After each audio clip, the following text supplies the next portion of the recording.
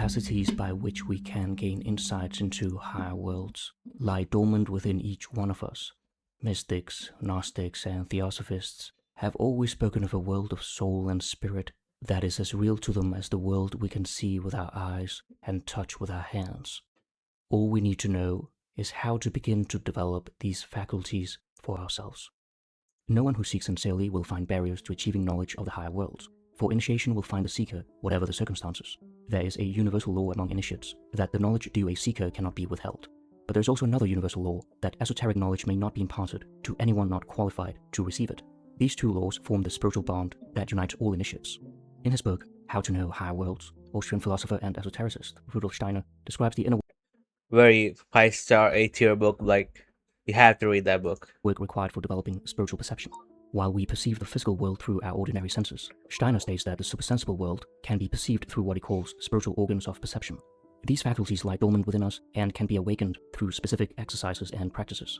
Insight into the higher world is not impractical, but rather practical to the highest degree. Such experiences do not alienate us from life. Rather, they give us renewed strength to carry out our daily duties. Steiner emphasizes that reading a description of soul development requires more than simply understanding the contents of a book. We must also put what we read into practice and make it part of our inner life. The decision to undertake such development must... Yeah, there are a lot. Reading books is not enough. There are a lot of people who actually engage in intellectual affairs and soulsmanship, but they never actually, live that life. They actually, preach, or like they actually like learned like the purpose of reading a fucking book or gaining like intellectual knowledge about the soul is to live out that life itself. There is some. It is for like a pragmatic use. Like you have to like live your life through. You need soul experiences that nourish your soul, and even suffering also like that. You can actually transmute and transform you. arise freely from within. No one can be compelled to follow this path. He writes, above all, we must eradicate the belief that only bizarre and mysterious practices lead to higher knowledge. We must be clear that development begins with the feelings and thoughts we live with all the time, but that these feelings and thoughts must be given a new, unaccustomed direction. Yeah, there's a lot of people who actually think like getting psychedelics and then engaging in those types of drugs like is the only way to higher initiation. Like I saw like Conor McGregor, like he was an ibogaine and shit. Then he found like Christ, you don't need like that much amount of psychedelic shit. You can do with consistent daily life practices, working and engaging, reading in metaphysical and theosophical literature or whatever. Like you can actually like if someone is actually genuinely seeking knowledge and to know God, actually, like God will make Himself actually, will provide the path for you to actually like to know Him. Like I 100% truly believe that. We must say to ourselves, within my own feelings and thoughts, the highest mysteries lie concealed. But until now, I have not perceived them. In the final analysis, everything is based on the simple fact that, though we carry body, soul, and spirit about with us, we are conscious only of the body. The esoteric student must become as conscious of soul and spirit as the ordinary person is of his or her body. We cannot grow spiritually unless we develop a profound feeling that there is something higher than ourselves. Those who have reached higher knowledge found the strength to do so because they first fill their hearts with reverence, devotion, and humility. Only a person who has passed through the gate of humility can ascend to the heights of spirit. Higher knowledge does not come from revering people, but from revering truth and insight. If we wish to become esoteric students, we must cultivate an attitude of devotion by seeking, in everything around us and in every experience, something worthy of admiration. This cannot be learned through study alone. It can only be learned through life. When we meet other people and criticize their weaknesses, we rob ourselves of our own capacity for higher knowledge. But when we lovingly recognize the good qualities of others, we cultivate those same virtues within ourselves. Such an attitude must not remain merely external. It must become part of our thoughts. We must guard against disrespectful, disparaging, and criticizing thoughts. The first task of spiritual development is not the attainment of higher knowledge, but developing inner peace and self-control. We should therefore set aside time each day for quiet reflection. Mastery of our personal hardships is not achieved by withdrawal from the world. Rather, we retreat so that we can better serve. When we turn inward in reflection, we often find ourselves overwhelmed by the concerns of daily life. Therefore, we must go through a kind of soul hygiene. One way to begin is by reflecting on past experiences, especially those that have been difficult. Over time, this helps us distinguish the important from the unimportant in our lives. We should also learn to observe our experiences and actions as though they belong to another person, viewing ourselves with inner calm and objectivity. We should quietly pursue inner development while continuing to fulfill our ordinary duties, unnoticed by the world. A particularly important exercise recommended by Steiner is known as Rückschau. It's not like denying your inner development and denying like daily duties and tasks, to engage in some kind of like a intellectual esoteric philosophy. It's also like you actually to do your daily life and actually have a balance with your pursuit on intellectual philosophy. Everything should be in a balance, what you try to pursue, and also like your daily life and responsibility should not be neglected. Also, that's life. That's how human beings should move. People should move in balance, not be radicalized and one extent only. Literally looking back, or the backward review. Each night before sleep, we should review the events of the day in reverse order, from night to morning. It is not necessary to remember every detail, but rather to observe ourselves as if we were another person. Life should become more and more a lesson. By freeing our thinking from the ordinary sequence of events, we are no longer passively remembering the past. We are actively guiding our thoughts and inner images through an act of will. For Steiner, this ability to consciously direct our inner activity is an important faculty for attaining higher knowledge. Subsequent exercises lead us beyond our personal concerns to a deeper understanding of what is universally human. Steiner calls these concentration and meditation. Concentration means that we focus our attention on particular mental pictures and concepts connected with the mysteries of the cosmos. Meditation means living in such ideas, immersing ourselves in them, in accordance with the instructions. For Steiner, meditation is not about emptying the mind or losing ourselves to vague feelings. Rather, thinking must become clear and precise. In this way, meditation becomes The biggest issue in the modern society, like people actually, myself also included, like everyone actually faces today, is have similar. They have concentration, and like even getting like 1 hour of pure concentration, like it's really fucking hard. Like there are a lot of people that, oh yeah, it's capped. Like I can actually concentrate on certain that. No, it's very difficult. Like how many of you can actually engage in certain things without actually looking into your phone, like for 1 second for validation or anything like that? Notification, like 1 hour, like you cannot like go 1 hour without actually looking at your phone. Like it is impossible these days. Like that should be the actual task. 1 hour of intensely concentrated study on pursuit of whatever intellectual pursuit you're actually doing without actually getting distracted. Like that just proves concentration, and you can actually do this as a practice and improve your concentration. Like the path to supersensible knowledge, which leads us to behold the eternal, indestructible, and essential center of our being. We may persevere with meditation for a long time without noticeable results. Then, suddenly, the world seems filled with an inner light. We become aware of a higher self that stands apart from our ordinary self. A second life begins for us, not one that alienates us from the world, but one that enriches it. Through meditation, we come to see that even the most trivial tasks and experiences are woven together with great cosmic beings and world events. As a result, our life takes on a whole new meaning, knowing that our work and suffering participate in something far larger than ourselves. Therefore, we must not undervalue the everyday affairs of life. Key to understanding Steiner's work is his description of the three fundamental forces of the soul: thinking, feeling, and willing.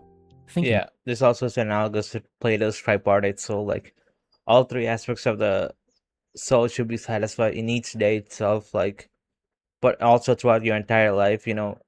Every soul is like inclining, has some kind of inclination to one more than the other. Like that's how soul structures actually work. Like certain people are more feeling based, but throughout the entire progression of your life, all three aspects of the soul should be balanced. informs our concepts and ideas, and is most closely connected with waking consciousness. Feeling gives experience its tone of pleasure or displeasure, and has a dreamlike character. Willing expresses itself through impulses and actions, and lies largely in the unconscious, like dreamless deep sleep. Thinking and willing are the two opposite poles of the soul, with feeling between them. Although these three forces exist in everyone, they do not develop equally. One may predominate over the others, but in ordinary consciousness, they remain interwoven and mutually influence one another.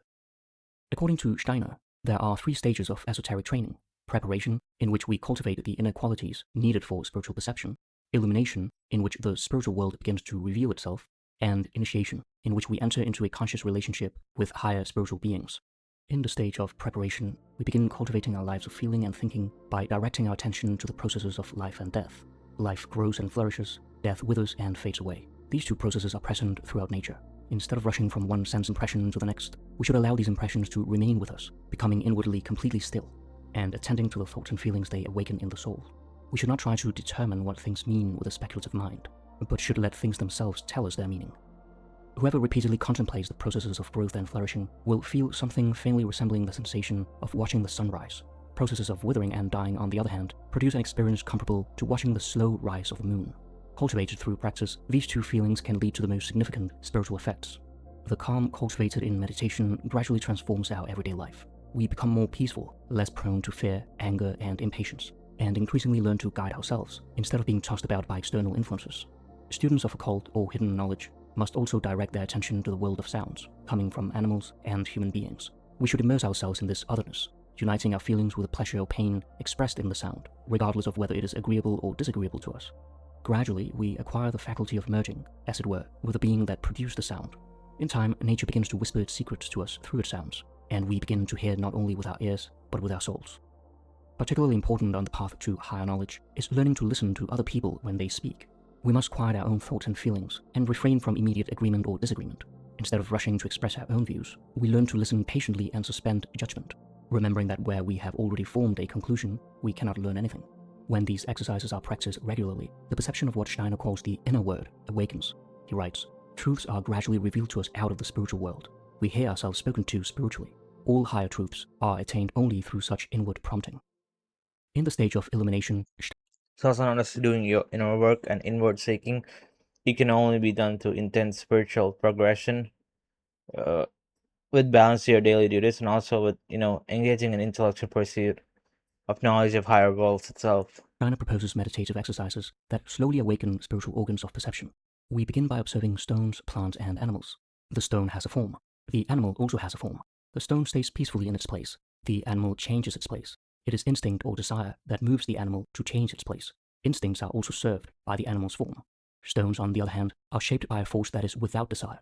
The plant lies somewhere between the two. Through the stage of illumination, our spiritual eyes, as it were, are opened. Steiner describes perceiving spiritual colors associated with the mineral, plant, and animal kingdoms, as well as with supersensible beings. The range of colors in the higher worlds is immeasurably greater than in the physical world. These are not the colors seen with our physical eyes, but inner experiences that Yeah, that's also analogous to the spectrum of colors. There's a spectrum of colors our eyes can actually not perceive, like in the spectrum of colors itself.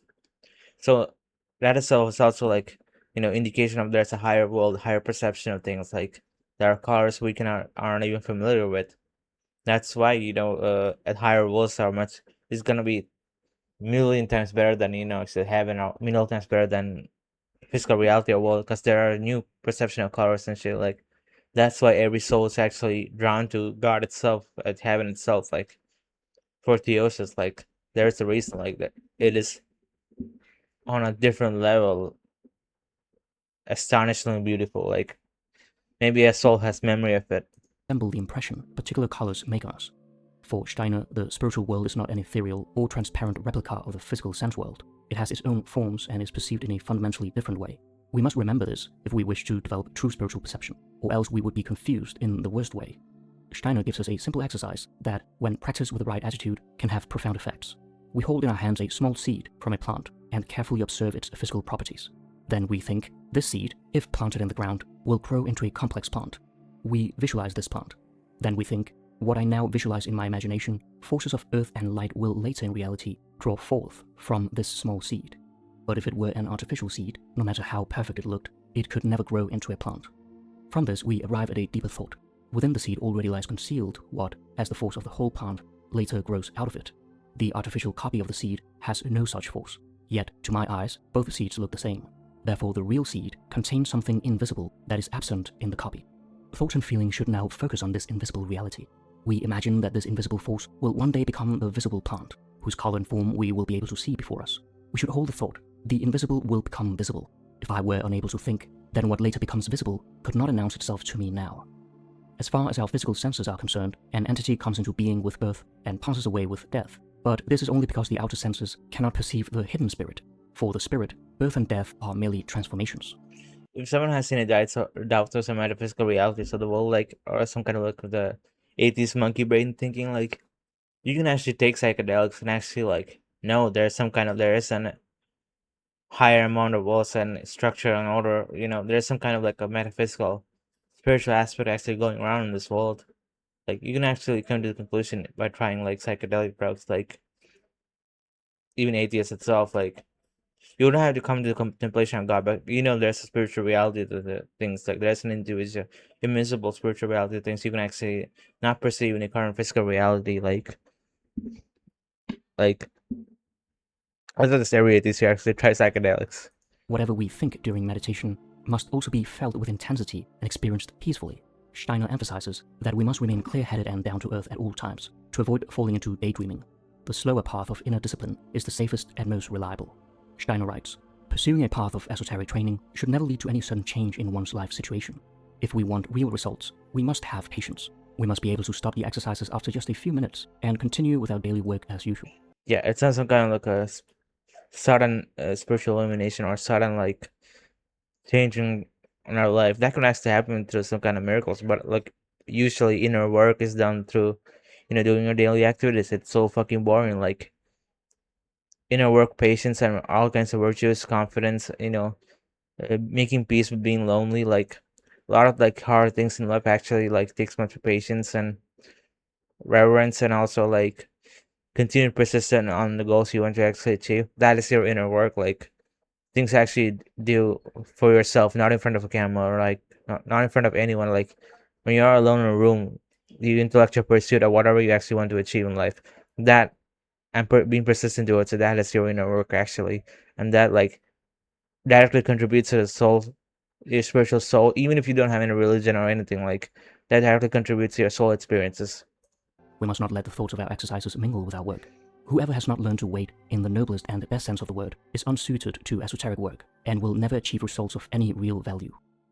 Once the first signs of spiritual perception arise, we can begin to contemplate the longings and desires of other people. Through much focus and practice, Steiner says we are able to experience the inner soul state of the person we are contemplating, and we perceive an image of that desire through spiritual vision.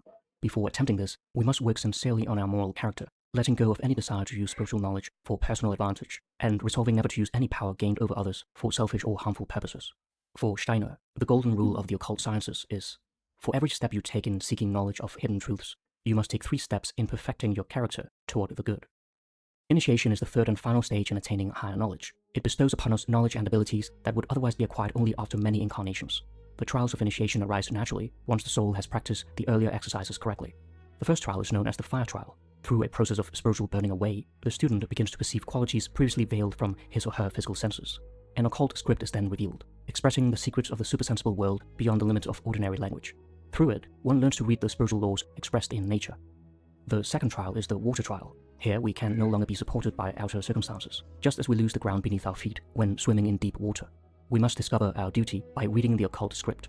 Above all, we must develop a reliable power of judgment and learn to distinguish truth from illusion. All preconceptions and cherished beliefs must disappear. Truth alone must guide us. The third trial is the air trial. It is without any tangible or distinct goal. Everything is up to us. The quality to be cultivated in this trial is presence of mind. Now, in the true sense of the word, we must rely on the higher self, which originally lay dormant within us, seed-like and unconscious. As we continue our inner work, the higher self is eventually born into consciousness. For Steiner, this birth is not just an image. It is a literal birth in an absolutely real sense, a birth into the spiritual world. We directly experience the higher self as outlasting the lower self, begin to understand its incarnation in earthly life, and gain insight into the law of karma. We realize that our lower self, which shapes our existence, is only one of the many forms our higher being can assume.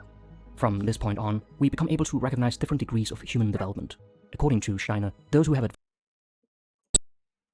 advanced furthest on the path are the great initiates. Their teachings arise from direct knowledge of the spiritual world and help guide the evolution of humanity. Having passed the 3 trials, the initiate enters the temple of higher cognition, wisdom. Here, one learns that the pursuit of truth must never be betrayed, and that esoteric knowledge exists solely for the service of humanity. The initiate then symbolically receives the potion of oblivion, learning the secret of action uninterrupted by lower memory. The initiate must always have complete confidence in the immediate present, tearing down the veil of memory that binds him to judgments of the past, without denying his prior experiences. Finally comes the potion of memory, through which the higher mysteries remain ever present in the soul, as instinctive as eating and drinking. Our ordinary memory is insufficient for this. Several requirements for entering esoteric training arise naturally from the nature of esoteric. There's like an esoteric meaning, like a soul has, a knowledge of the higher worlds itself. Soul comes from the higher world, knowledge of the heaven, and like soul, some kind of knowledge of the higher worlds. A reason why we don't recollect those memories itself, or maybe like soul has like a knowledge of the, past lives and memories of our past lives. The reason why our brain cannot recollect this because our brains are finite. Like, you have finite brains, so you can only comprehend, memories of, our current situation or scenario, current life itself. And the reason why we can actually recognize something's beautiful, I think, like, who was it? Like, I think it was Plato. In Socrates actually talks about this. Like,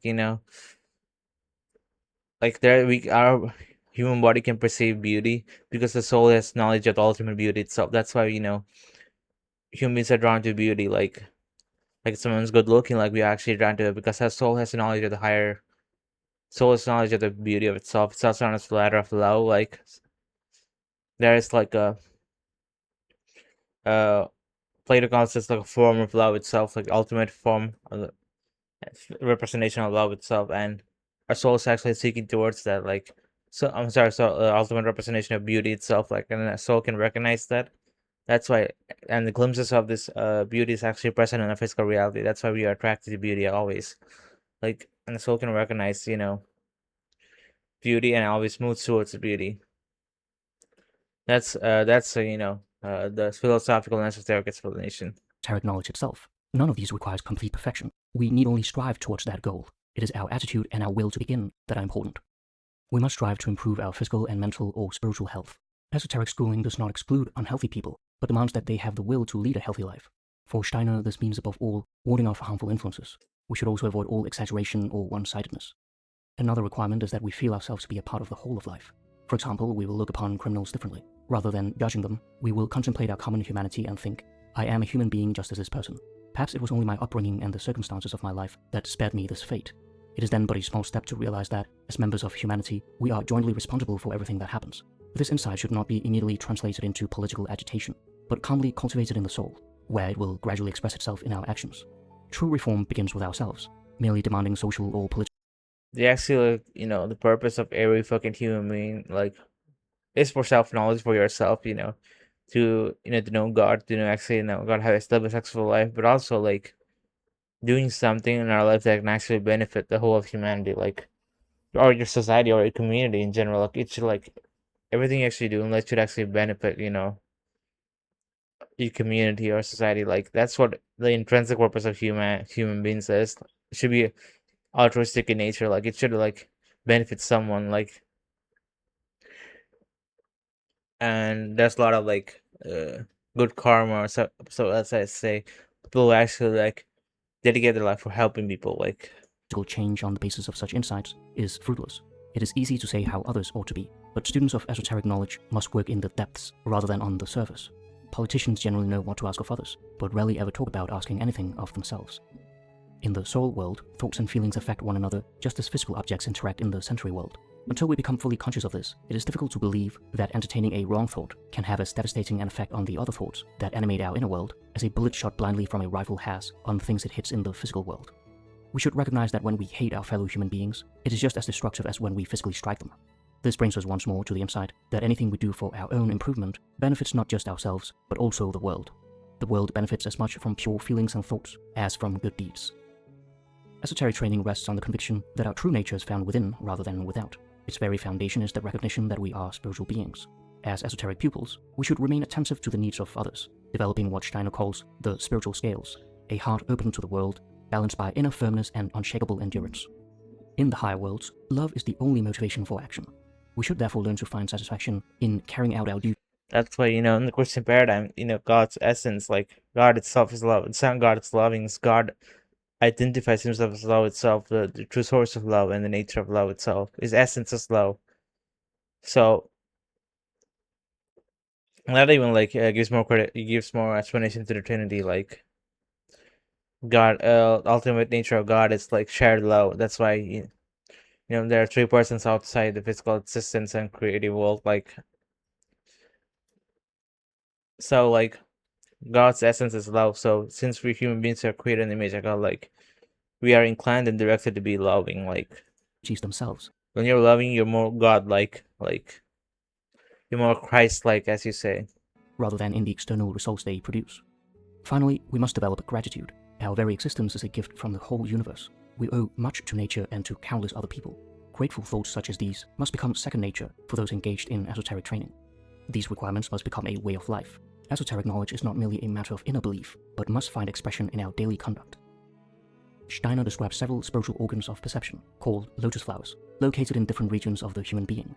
In an undeveloped soul, they are dark, still, and inactive. Through esoteric practice, they gradually awaken, beginning to shine and rotate as So it's known as chakras of the etheric body. Like our etheric body is like has like 7 chakras on our body. Like, and if anybody who doesn't know like yoga or all that shit, like these things are actually real. Like we have an etheric body like that's crisscrossed with our own physical body like itself. spiritual perception develops. We will focus on 3 of them. The 16-petal lotus flower, located near the larynx, awakens as we bring greater consciousness into our everyday lives. 8 of the petals lie dormant and can be developed consciously. The other 8 then unfold of their own accord. Thus, there are 8 soul processes that cultivate this lotus flower.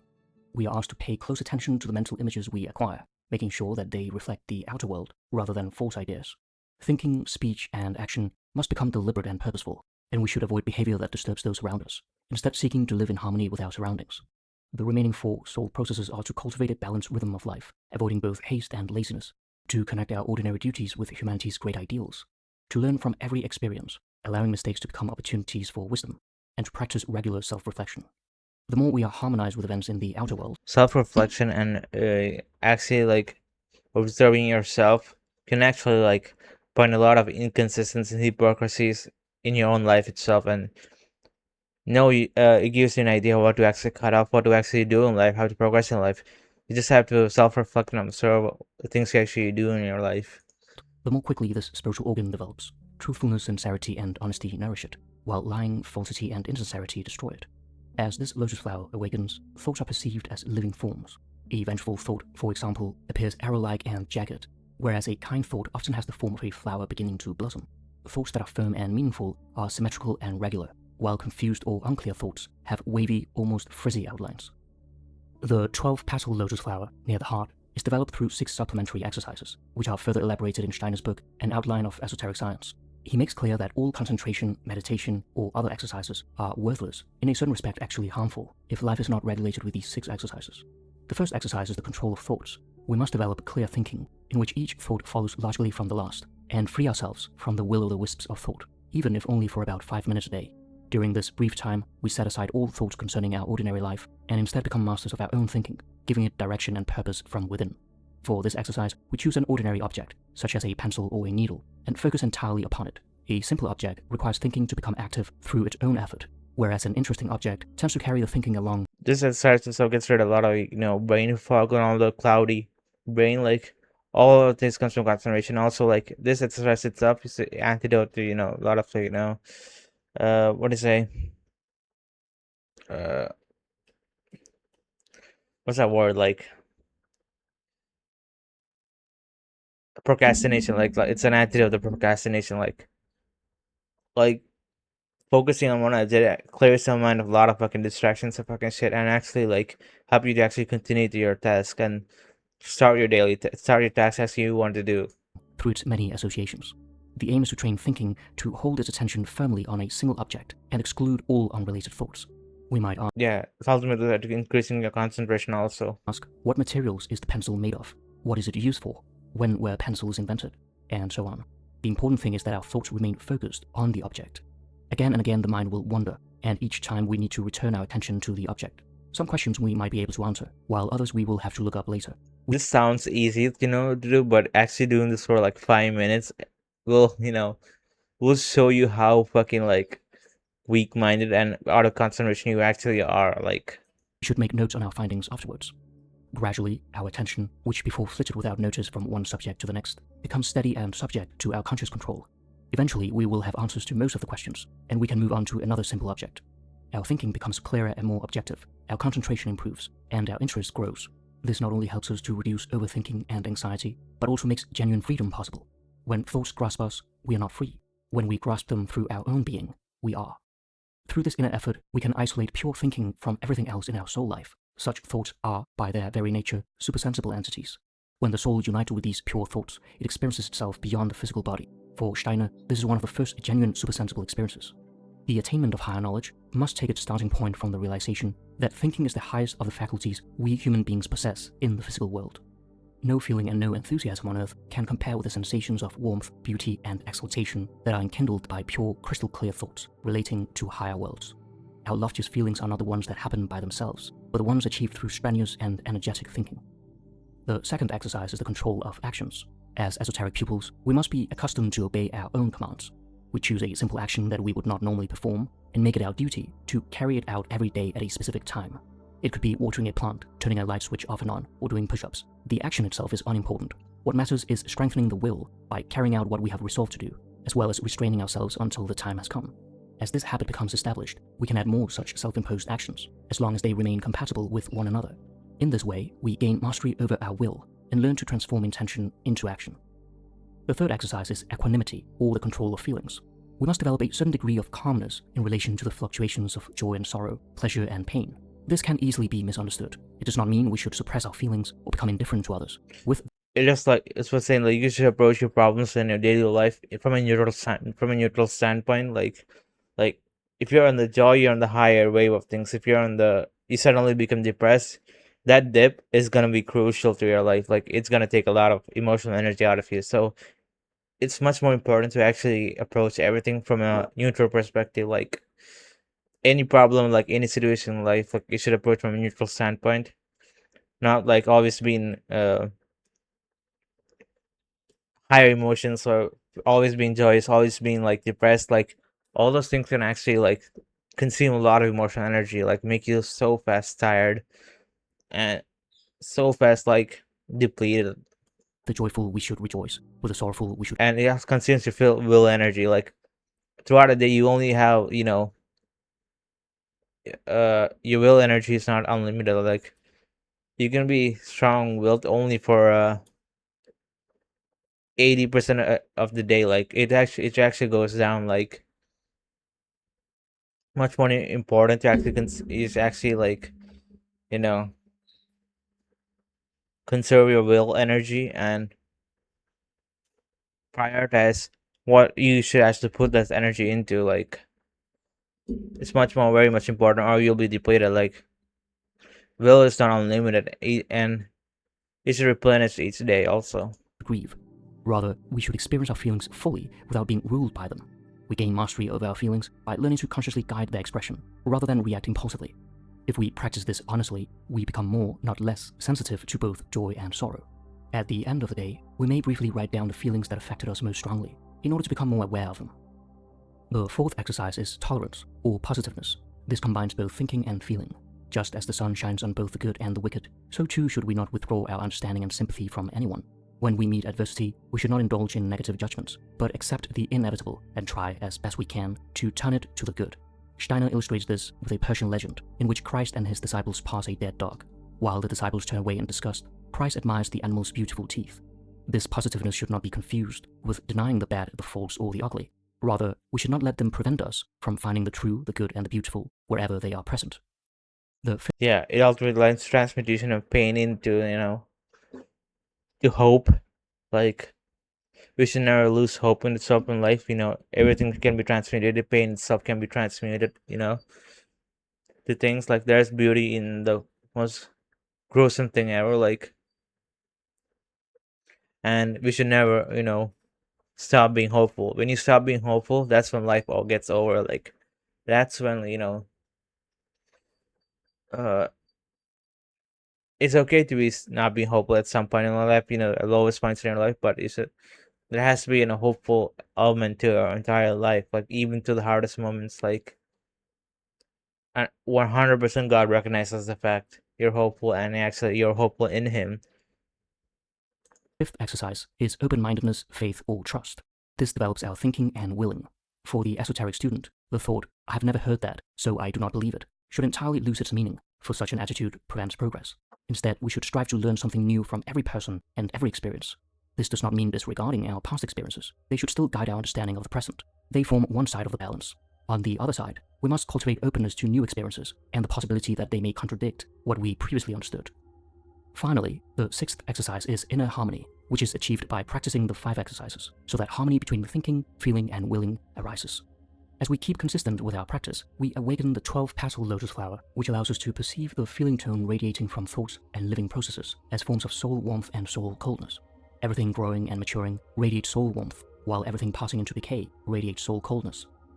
The 10-petal lotus flower, near the solar plexus, is cultivated through a subtle form of soul care, learning to consciously master the effects of sense impressions upon the soul. Steiner warns that unconscious impressions can become a source of illusion and fantasy, as they often shape our thoughts, memories, and supposed intuitions without our awareness. By strengthening the inner life, we gradually become masters of what affects us from the outer world. If we combine such self-discipline with meditation, the lotus flower matures properly. What was previously perceived only as form and warmth now reveals spiritual light and color. Living beings and nature are then supersensibly perceived as surrounded by colorful aura. The initiate who develops the spiritual organs of perception becomes a seer, capable of perceiving the astral atmosphere of places. The highest attainment of the seer is the perception of astral phenomena created by instincts, desires, and passions of humans and animals. Meaningless desire produces an ugly astral counterpart or image, while the feeling for a high ideal creates a beautiful one. These are only faintly visible during earthly life. For Steiner, every desire also creates a counterpart in the astral world, in addition to its immediate astral image. While we live on Earth, this counterpart weakens whenever the desire is satisfied. After death, however, it achieves full strength. The soul still experiences attachment to those desires, but can no longer satisfy them through the physical organs. For example, a person strongly attached to the pleasures of food may still crave them after death, but can no longer satisfy those desires because the tongue and its sense of taste have been left behind. The resulting astral counterpart torments the soul. This is experienced in Gamaloka, the realm of desire, where we live our entire life in reverse, from our final moments back to birth. If we harmed another person, we experience not our own satisfaction, but the suffering we caused the other person. Only after the soul has purified itself of its attachments to the physical world and freed itself from its desires does it ascend to the spirit land, the realm of archetypes. In an outline of esoteric science, Steiner gives us a rare example of symbolic visualization, the rose cross meditation. Rather than beginning with an arbitrary image, the symbol is first formed inwardly through contemplation. We visualize a plant taking root, growing leaves and blossoming. Beside it stands a human being. The plant follows the pure and passionless laws of growth, but remains rooted in the earth, whereas the human being is free to move about and has reached a higher stage of development. We think that the human being is indeed more perfect than the plant. However, the human being has acquired instincts, desires, and passions, and these he sometimes follows in his behavior, with the result that he goes astray. This is absent in the plant, so that it may appear to us more perfect.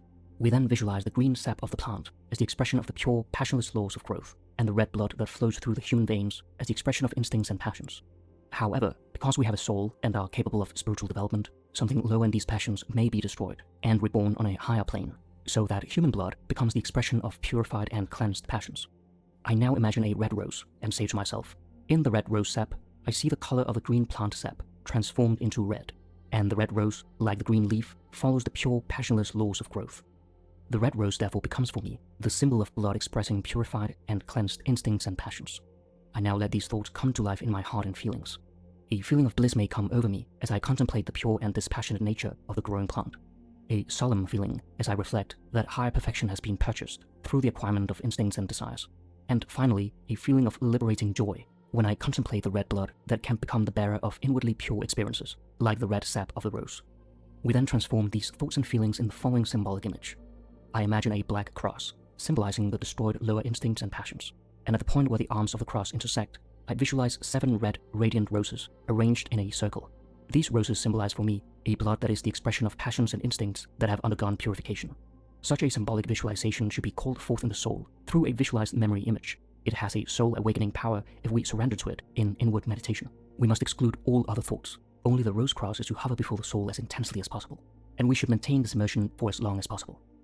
This symbol, Steiner emphasizes, becomes effective only because we have first constructed it inwardly through a sequence of thoughts concerning plant and the human being.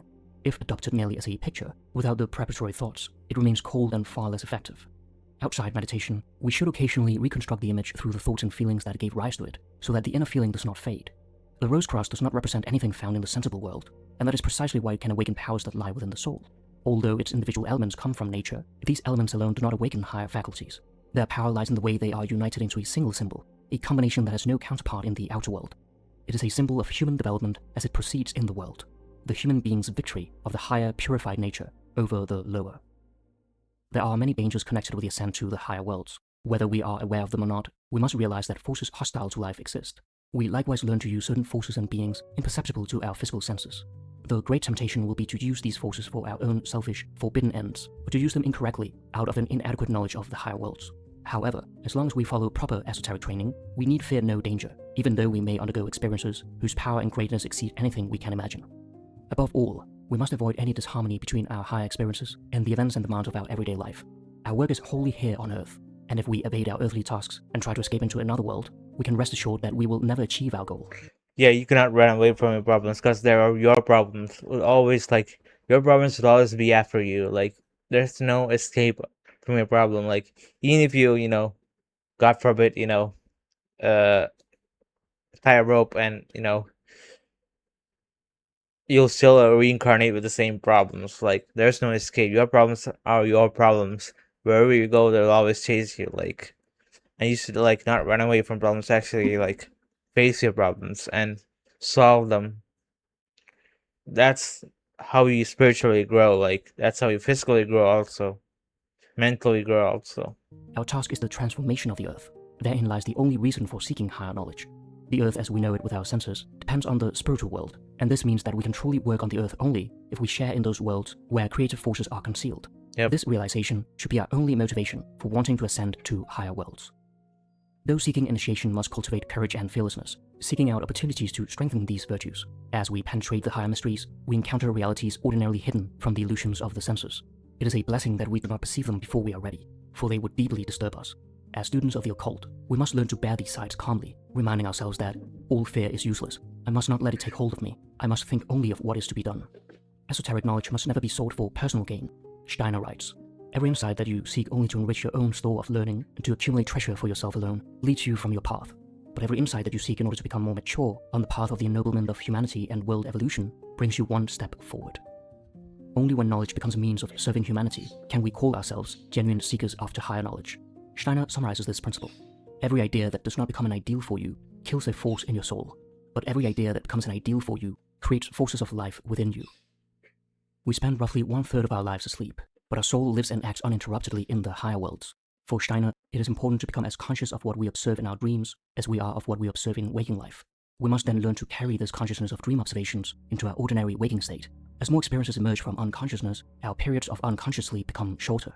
The goal of esoteric training is the attainment of what Steiner calls continuity of consciousness, the ability to remain conscious even during sleep. Dreams have meaning. Like, dreams are like, are the subconscious actually trying to communicate to the conscious. Like, there's a subconscious element to it. Like, I'm not saying that's the only thing. Like, there are actually, like, spiritual forces actually, like, can actually invade your mental barrier of your dreams and actually, like, do certain considering, but also, like, subconscious. Ultimately, in normal setting, like, dreams are your subconscious actually, like, trying to communicate with your conscious in some with with images that are pre-existent in your memory itself. Like, that's what a general definition would actually a dream. What actually happens in a dream. Like, that's a Freudian explanation, but there's much more spiritual inclination to dreams. Let's say that's like you can also, like, advance that dreams are like, there's something spiritual into it. Dreams are like, their spiritual beings also can communicate with you in dreams also. That's also, like, 100% plausible that can actually take place. So dreams are much more important to actually tell you, no matter how trivial your dreams are, like, it has some kind of meaning, like, to it, what your actual subconscious actually wants. And also, like, it consists meaning from communicated by the higher worlds or spiritual beings to you itself. And dreams are the way a lot of people actually, a lot of testimonies to come into Christianity and all those things. Like, a lot of people have the habit of dreams and shit. Like,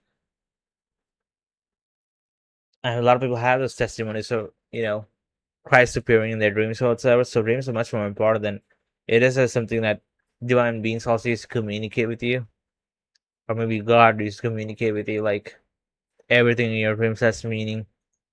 This, however, is an ideal, attained only at the end of a long path. As beginning esoteric students, we first come to know only two states: consciousness in a state where previously only disordered dreams were possible, and consciousness in a state that previously we recognized as unconscious, dreamless sleep. The higher life experience in sleep remains unconscious in most human beings, but as esoteric students we bring them into consciousness. In time, we learn to connect them with ordinary life, as long as our souls could not see in the higher. Yeah, being wakeful, sleeping, like, what is it, like being conscious of your dreams. It's a very hard thing to do. Like a lot of people actually wrote down their dreams in their books and trying to make anything out of it. It is like a good habit. Like it can actually like benefit you in your life, but that's too much time consuming. Like who would actually have time for that? In a sense, they were guided by higher cosmic beings. Once this unconscious guidance is outgrown, we must lead ourselves. Once we begin to lead ourselves consciously, we undergo a splitting of the personality, in which thinking, feeling, and willing become independent of one another. One of the first changes we notice as we advance in esoteric training is that no impulse can carry us from thought to action, unless we freely allow it to do so. We become able to face events that would previously have filled us with intense love or hatred, without being carried away by them. If someone sends a feeling of hatred towards us, for example, we are able to perceive it as a delicate cloud of light of a certain hue and ward it off as we would a physical blow. Hatred thus becomes a perceptible phenomenon in the supersensible world. The great accomplishment of the esoteric path is attaining complete mastery over the interaction of our three soul forces. But with this mastery comes complete responsibility for keeping them in harmony. If will predominates, the regulating influence of thinking and feeling upon the will ceases. The will, no longer held in balance by cosmic laws, constantly impels us towards tremendous performance of power. If we reach this point, before we have developed the higher consciousness needed to harmonize our soul forces, our will can overwhelm us, leaving feeling and thinking powerless. We become slaves to our own impulses, driven from one uncontrolled action to the next. As a result, our character can become increasingly violent. If feeling... Yeah, that is also like a problem of radicalization of religion itself. A lot of people, being much more engaged to matter and willing energy, like you burn yourself body up, like you become so much radicalized, and it takes you a while in person. Like, well, other two aspects of the soul, like thinking and feeling, are uh avoided or forgotten. Like, and you become much more radicalized, only using a willing energy, and that can actually burn yourself up if all three energies are not even balanced of the soul. And that's what you should be very aware of. Joining in cults, or being angry at someone, like being this hateful energy, like all of these things actually like led to the overloading of the willful energy, or like, and a lot of like cults and religions can actually deceive you.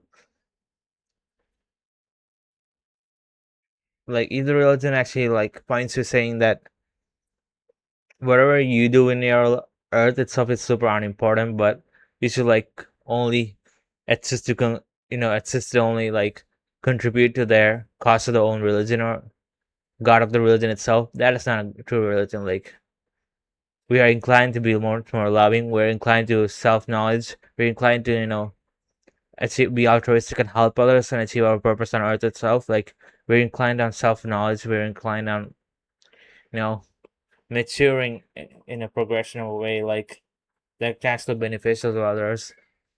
Like, if these, and we should also like establish an identity on this planet, like on earth. I'm not trying to be like having some kind of cloud or such, but cloud and shit, like I'm trying to be like, there has to be like some kind of like a benefit in you being incarnated on this earth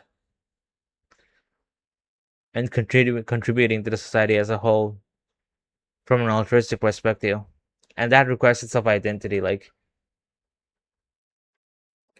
and you're trying to disregard the individual and make your life more cult like. Stay away from those kinds of cults and religions itself. Like, everything should be about you finding God. Dominates, and we are unable to keep it under control. We become excessively dependent on others, surrendering our own capacity to think and act independently. This leads to inner emptiness and helplessness. If thinking predominates, the world has value only insofar as it satisfies our insatiable desire for knowledge. We become indifferent and cold to everything else. Thus, we can go astray in three ways: through willful violence, sentimental indulgence in feeling, or a cold striving after knowledge. If one soul force overwhelms the others, the birth of the higher soul becomes a miscarriage, as the unrestrained force floods the whole personality. Yep, it's 100% true. Every three aspects has to be balanced. And it may take a long time before balance is restored. The splitting of the personality becomes a real danger only once we have conscious higher experiences during both sleep and waking life. As long as our experience of sleep remains unconscious, our ordinary sensory life, still regulated by universal cosmic laws, has a compensatory effect on the soul, continually restoring its balance. Therefore, those who wish to proceed on the higher path must maintain a healthy and vigorous constitution of body, soul, and spirit. An overly anxious or exhausting way of life can hinder spiritual development by creating unnecessary inner turmoil. We must take care that our moods, intentions, and thoughts, as well as our physical health, remain stable and do not constantly fluctuate. One of the most important experiences on the path to higher knowledge is the encounter with the guardian of the threshold. Steiner distinguishes between two such beings, the lesser and the greater guardian. The lesser guardian is an independent spiritual being that appears only when we have reached the appropriate level of inner development. At this meeting, we become aware that the ordinary connection between our thinking, feeling, and willing begin to loosen. A thoroughly horrid, ghostly being stands before us. It reveals the following. Until now, unseen spiritual powers shape your destiny. Every good deed brought its reward, every evil deed its consequence, and through the law of karma, they form your character across many lives. Your present life is the result of your past actions. I am the being formed from your good and evil deeds. Until now, I lived hidden within you, while the wisdom of destiny worked to transform me. That task now passes into your own hands. If I am to become radiant and whole, you must purify yourself. Every wrong thought or deed will appear immediately as a demonic distortion in my form. My being will become beautiful only when you have made amends for all your wrongs and become incapable of further evil. Do not cross this threshold until you are free from fear and ready to take full responsibility for your thoughts, feelings, and actions. Until now, this being was visible only to the powers of karma after death, which prepared our future incarnation according to its appearance. Now we encounter it while still alive, consciously entering a realm previously reached only after death. Steiner does not intend this merely as symbolism. He describes it as a real spiritual experience. Horrid as it may be, the lesser guardian is, after all, our own character awakened to an independent life. The purpose of esoteric training is to bear the awful side of it without any fear or aversion. After successfully passing this encounter, death itself becomes a conscious experience. We learn to lay aside the physical body like a worn-out garment. We also come to understand that family, folk, and nation souls are real beings of the supersensible world who, in order to work in the physical world, use individuals as instruments to accomplish certain tasks, just as a civil engineer uses workers to execute the details of a project. Until now, Yeah, the soul is incarnated on this planet to achieve a certain task, and every soul has some kind of a task they actually try to achieve. That's what souls are actually incarnated on this earth. There's some kind of a thing we actually souls are actually trying to accomplish. But a lot of people can actually go about their entire life without actually knowing themselves, know what their soul actually wants. So that's also a grave issue. Only through having those inner work, only through extreme not extreme only through conscious thinking and conscious contemplation of your life, you can actually figure out what your soul actually wants you to do. There is a purpose to everyone. No one is actually no, even the minerals in the fucking universe is not everything has a teleos or a purpose. Everything is inclined. No matter who the F you are, every soul has a purpose in life. There's something the soul actually wants to achieve. we work unconsciously towards the goals of these higher beings. Now their guidance ceases, and we must consciously take responsibility for our own development and for serving others. As our horizon expands, so does our responsibility. On the esoteric path, we look back on our previous upbringing as if watching our house crumble into individual bricks that must be rebuilt in a new form. Our physical homeland is the place of our birth, where we grow up and absorb ideas and beliefs, which then unconsciously color our experience. Our spiritual homeland, however, is one we create consciously. Steiner calls this process building a hut. Until we do so, we remain wanderers in the spiritual world. We then find ourselves surrounded by darkness, broken only by the radiance of a guardian, who warns us. You must not cross the threshold until you have fully understood that you yourself have to eliminate the darkness before you. The veil is lifted, revealing the spiritual beings that guided our past development and showing that their guidance has now ceased. The feeling of our new freedom is overwhelming. We realize that the physical world is the place where we acquire qualities that cannot be gained elsewhere. Once we have developed all the faculties needed here, we shall become useful co-workers in the spiritual world. One of the greatest lessons of initiation is that we learn the true value of earthly life better than we could before our esoteric training. The spiritual world gave rise to the physical, yet it also depends on earthly life for its own continued evolution. Human beings are the bridge between the two, developing on earth the faculties that allow both themselves and the spiritual world to advance. We therefore possess a double nature. Our mortal being is in its final stages. Our immortal being is only beginning. Our task is to harvest from the mortal world fruits for the immortal. Yep. Everything actually do in this life has its own ramification. You're gearing up for immortality. There's eternity to actually go by. Life is eternity. That is why you should try to cultivate moral good for your own soul. You should level up your own soul. The Lesser Guardian reveals the consequences of our past and the influences that shaped us. The Great Guardian, however, reveals the true purpose of earthly existence. This encounter occurs not only when thinking, feeling, and willing have become separated from one another, but also when they have come under the complete control of the soul. The Great Guardian appears as a being of light of indescribable beauty, and union with it is a distant goal of the soul. It delivers the following message. You have earned the right of citizenship in the supersensible world, and no longer need the physical world for your own spiritual development. Until now, you have worked only to free yourself, but now that you are free, you can help free all your fellow beings.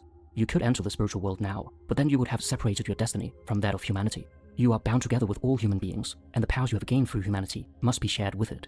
I refuse to admit you into the highest regions of the supersensible world until you have used all your powers in the service of humanity. If you do not use your spiritual powers for the benefit of others, others will carry the work forward without you.